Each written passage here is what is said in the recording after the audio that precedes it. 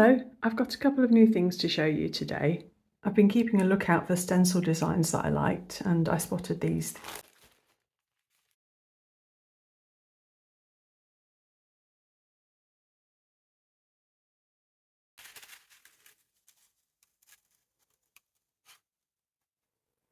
So there's 8 in this set. I'll put a dark background down so you can see the designs a bit better. I've actually had this set on my Amazon wishlist for a while and the price dropped, so I went ahead and got it.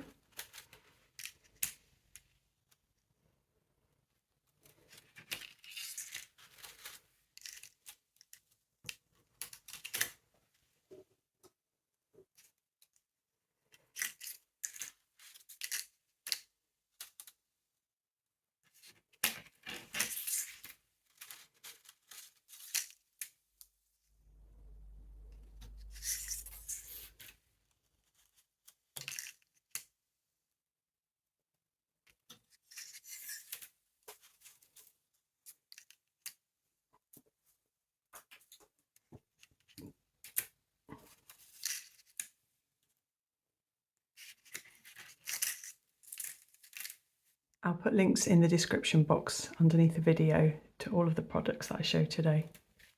Then I just picked up some more card blanks. I've made quite a few cards using aperture card blanks lately.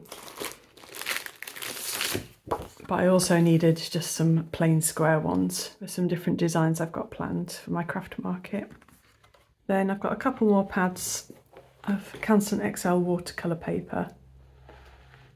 This is my favourite paper for swatching out and for using with granulating paints. I just buy these over and over again in 2 packs from Amazon. And then a new product that I wanted to try from Canson is this sand grain paper. Somebody suggested that I try this as a cheaper alternative. It's thinner than pastel matte and doesn't have as textured a surface, but it looks like it might be a little bit better than Canson My Taints, which I was trying out. I'll have a play with these products later in the video. And then I've got a box of goodies from Bromley Art Supplies.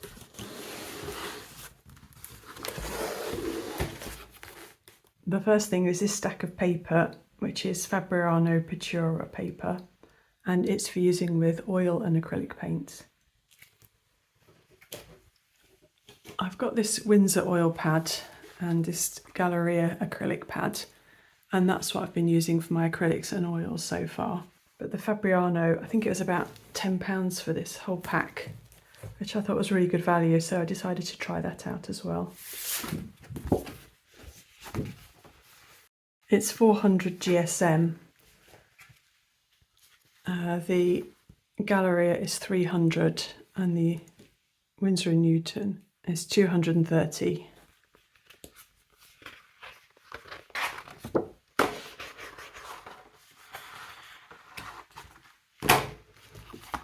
So it's significantly thicker, and although it's textured, the weave pattern isn't quite so obvious. I also got a new paintbrush. It's a Princeton Velvet Touch, and this is a Filbert grainer. So it's got the rounded shape of a filbert, but it's got finer bristles towards the edge. And I bought it with the intention of trying it out with fine foliage like grasses and things. Then I also decided to try out a Unipin Fineliner pen in sepia. The fine liners I've got are all black. I thought that would be interesting.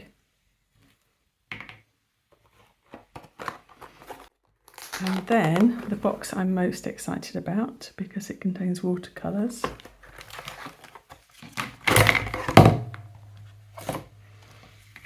I spotted this Rosa Gallery black green. I'm still quite interested in my dark greens, so that'd be good to try out. It's PB15 and PBK7 and PG7. And then one of my viewers suggested these paints. Winsor & Newton have brought out some new colours, and I picked out the Mineral Grey and the Ultramarine Ash. They're called the Revival range, And then I heard recently that Sennelier's Opera Rose had quite good Lightfastness. It's classed as fugitive, but some independent Lightfast tests had said that this one wasn't too bad. And then the final product I've got is this Winsor & Newton Aquapasto. It's a medium that you add to watercolour and it thickens it. And I'd not heard of it before until recently, and I was intrigued by it and wanted to see what it actually did. So I've got some to give it a go. On the back it says it's an impasto watercolour medium. A translucent gel thickens watercolours and gouache. So I'm kind of imagining that you'll get a transparent, well, with transparent watercolours at least, a kind of a transparent gel effect, which might be interesting. So let's have a play. So this is the Winsor & Newton Mineral Grey. I haven't pre-wet it just because I'm keen to see how well it re-wets just normally.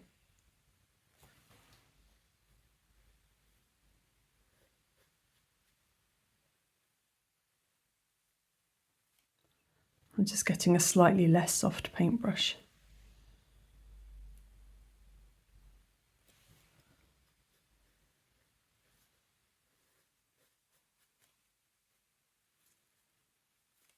So it's just a nice delicate grey.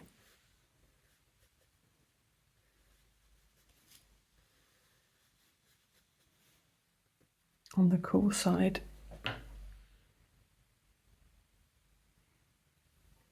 I'll give it a bit more water to see if it's going to granulate much.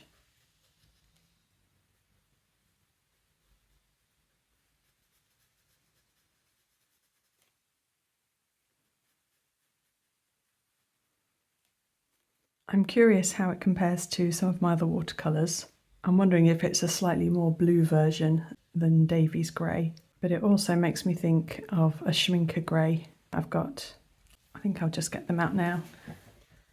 So this is Davy's Grey, and I've got Holbein's version. Yeah, that's kind of what I was imagining.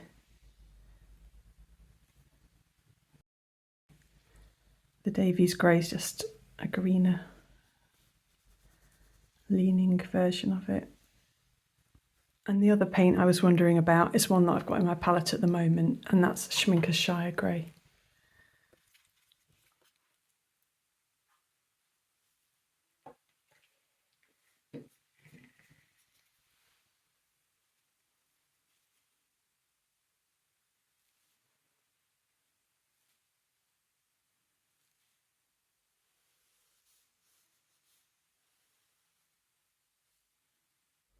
So it's not dissimilar, but I don't think it's as granulating.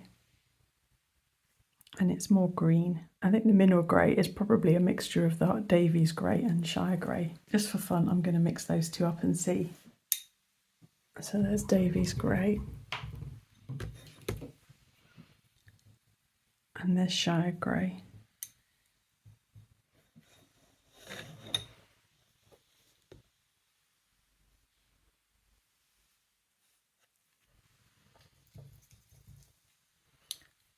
I needed a bit more Davy's Grey in there.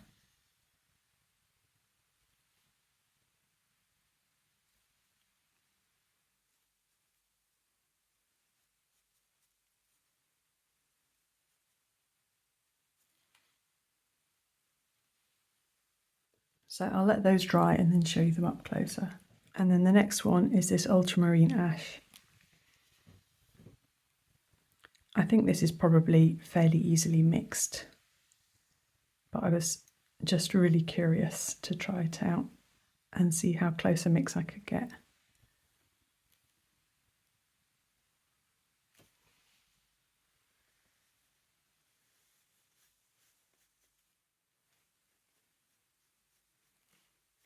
It doesn't have a strong tinting strength.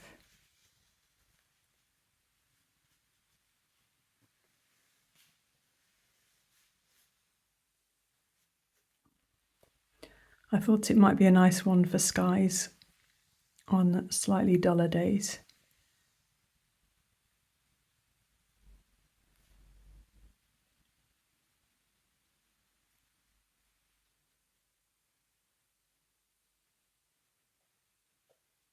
So this one is a mixture of PB23 Green Earth, which explains why it's quite low tinting strength, because Green Earth is a really, really low tinting strength paint. I'm just going to have a go at mixing it up now.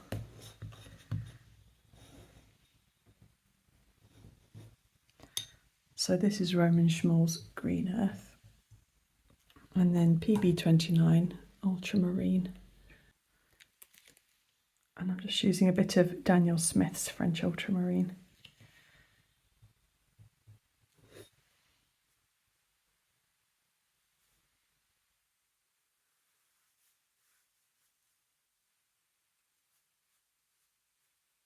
Probably a tiny bit more blue.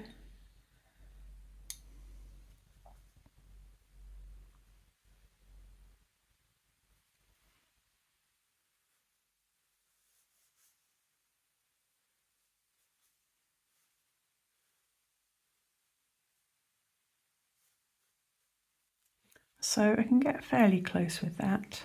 The only other colour I've got, which this brings to mind, is Lapis Lazuli, and I've got Roman Schmoll's version.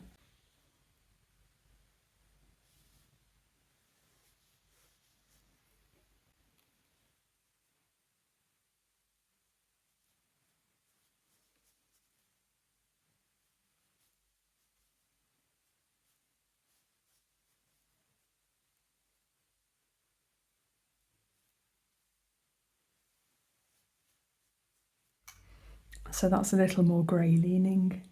This is such a lovely page of colours. My swatch sheets are usually all over the place, and this is like a gorgeous collection of eggs. I'm just going to try out the Rosa Gallery black green in the last spot though.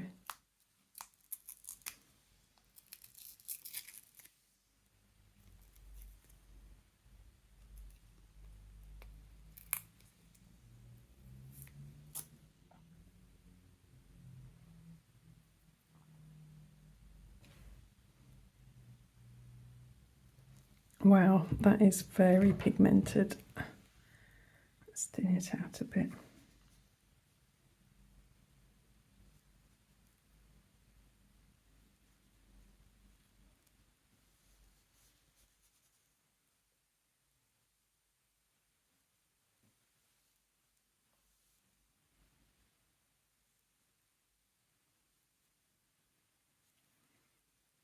I'm curious to see how my Perylene greens compare with it.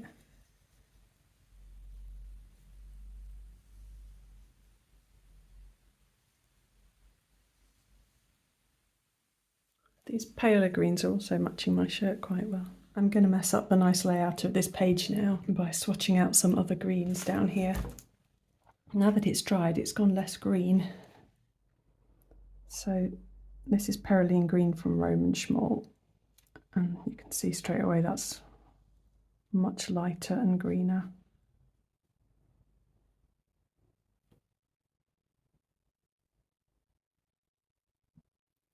And that's just a standard PBK 31. And this is A Gallows Dark Forest, which is even greener.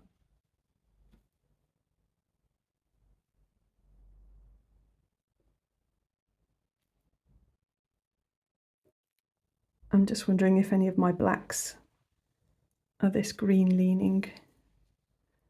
I don't think I've got any. The closest here looks like Quartz Neutral Tint.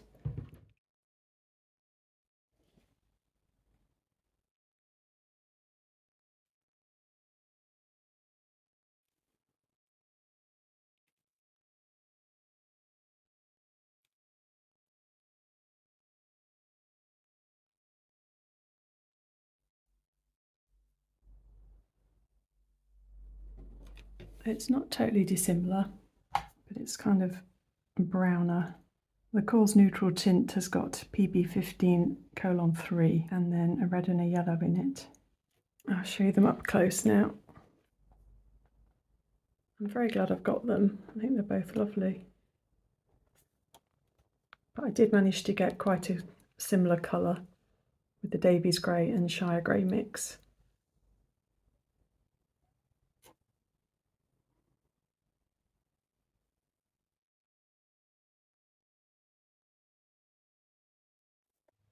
And then let's try out Sennelier's Opera Rose.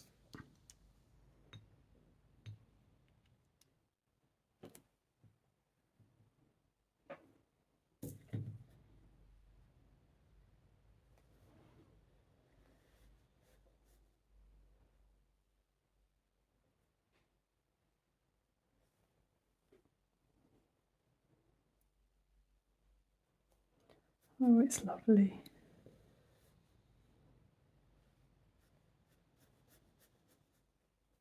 I'll just give you a comparison with some of my other bright pinks.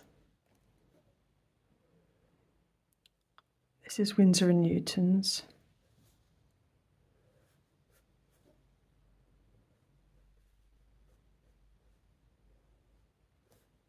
Let me get a bit more pigment so they're more comparable.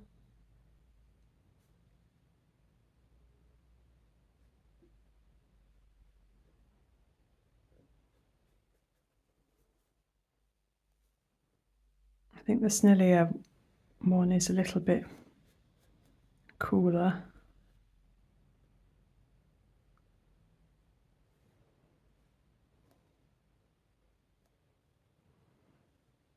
And then this is Rosa Gallery's one.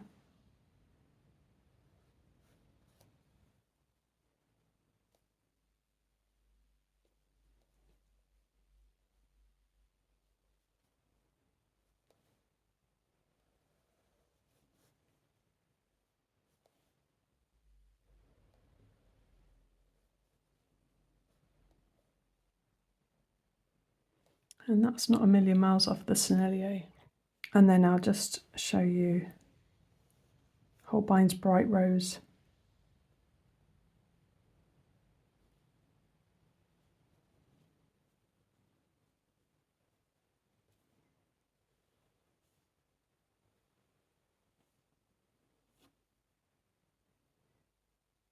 This is quite a cool one. So I'll just show you quickly. I've been doing this fluorescent light fast test in my window since January, and I'll show you how some of these pinks have been getting on.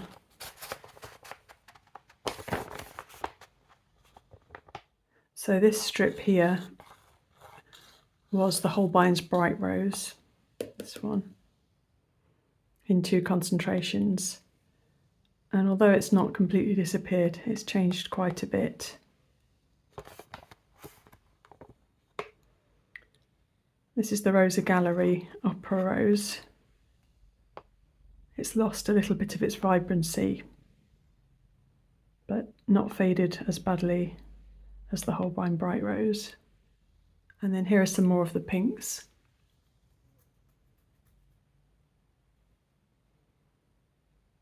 Most of them have faded pretty badly,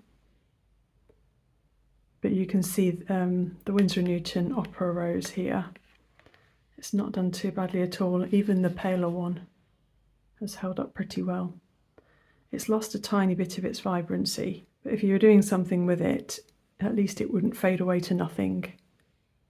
Like De Laroni System 3. This is the acrylic. Is almost totally gone. So is the Amsterdam. We've got a couple here that have stayed, although they've changed a lot. Like in the mass tone, they've stayed. So that's Holbein acrylic wash and the De Laroni FW acrylic ink. The Lefranc Bourgeois flash paint has stuck around in the mass tone, but again changed quite a bit.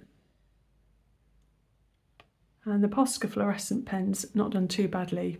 It's lost that cool vibrancy to it, but it's not disappeared at all. So I'm going to have to start an additional Lightfast test with the Sennelier Opera Rose now.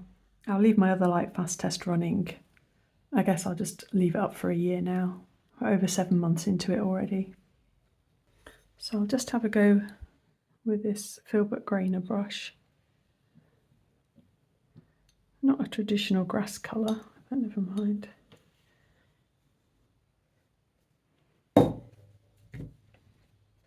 So I guess it's most effective when it's not completely saturated.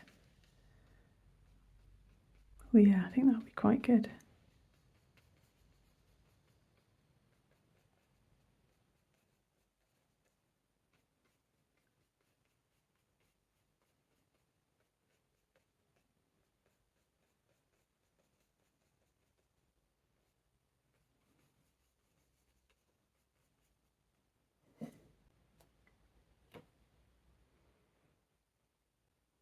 Yeah, that's nice.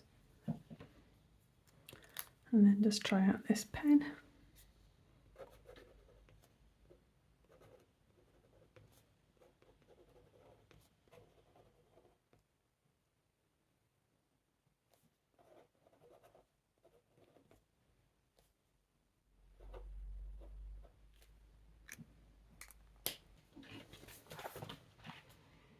It's almost a cross between a brown and a grey. It's quite a faded sepia, but quite pleasant.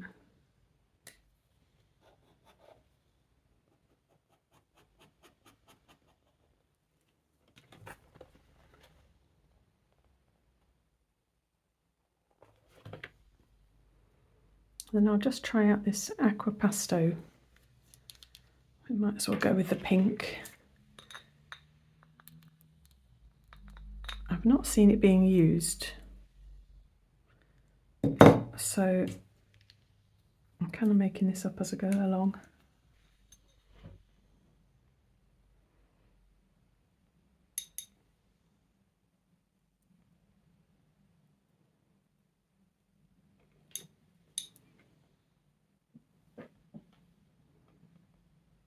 I'm adding a little bit of water to it to get it a bit more workable.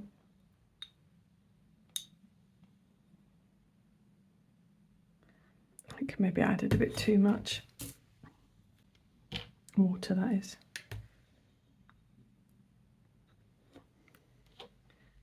Kind of looks like Vaseline. Oh, petroleum jelly.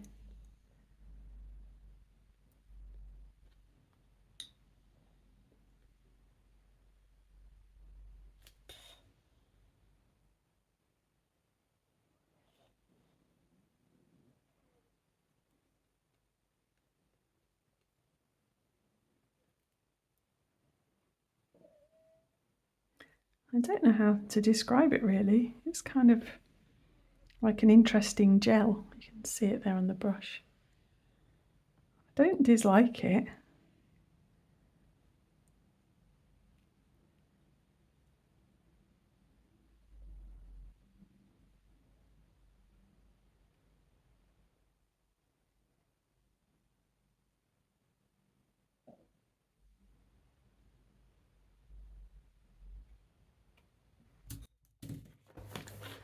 I'll leave like a kind of thick splodge there just to see how it dries. I'll try it with a darker colour. So I've got some Indian 3 in blue.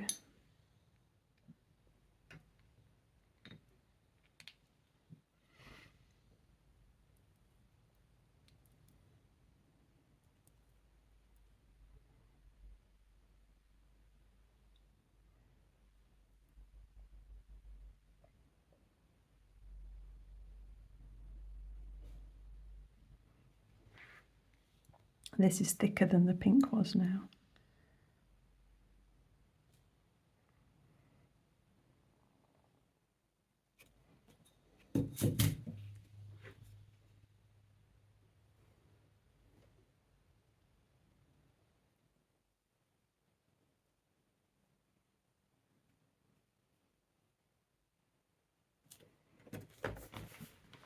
Well, hopefully I'm giving you an impression of what it's like to use anyway.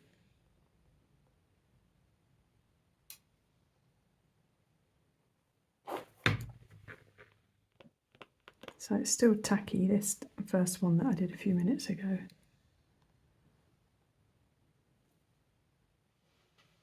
So this is the Canson sand grain. This is some Canson My Tints, and this is Pastel Matte. Sorry they're not the same colours there to compare. I'm just going to do some first of all without blowing away the excess.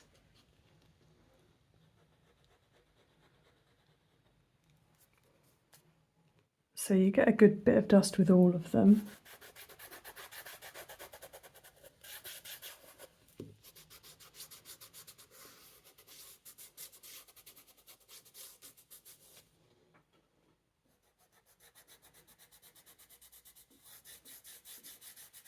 So that's quite interesting. You can see which papers grab hold of the pastel best. The Pastel Matte is the most textured and holds the most powder. And then the sand grain. And then the pastel spreads out much further on the My Tints.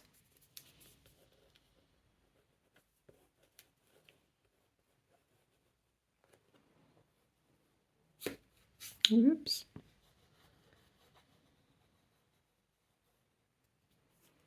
You can fill in the background much more easily with the Pastel Matte.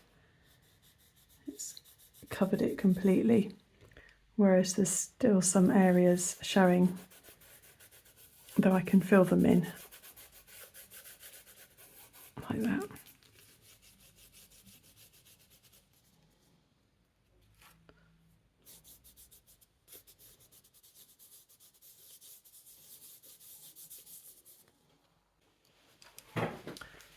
I'd got this pastel tools set from Jackson's, and I'll just do a little bit extra.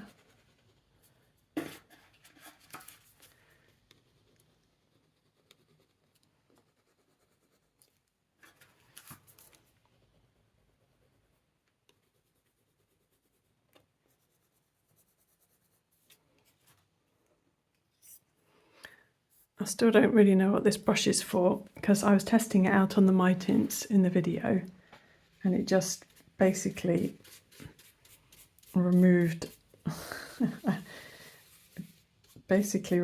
most of it from the surface of the paper.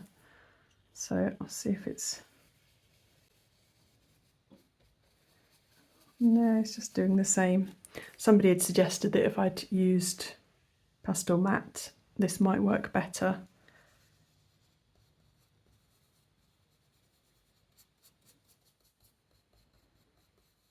Yeah, it does.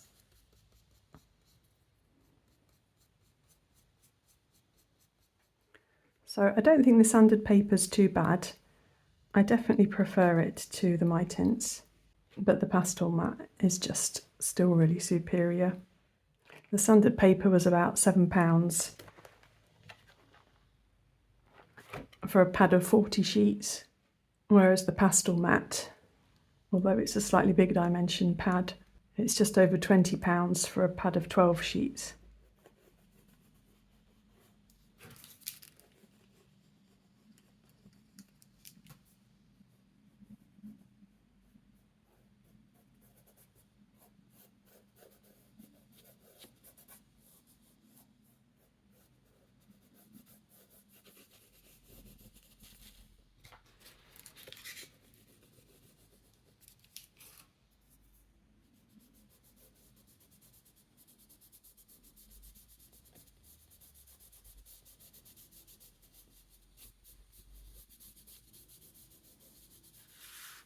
Yeah, I definitely prefer the texture of this sand grain paper than the My Tints though. I don't particularly like the regular pattern. It's kind of like almost like a waffle pattern that you get with that paper. So it'll be nice for practicing on. Well, as always, I hope there was something of interest in here for somebody. Thank you very much for watching. Bye!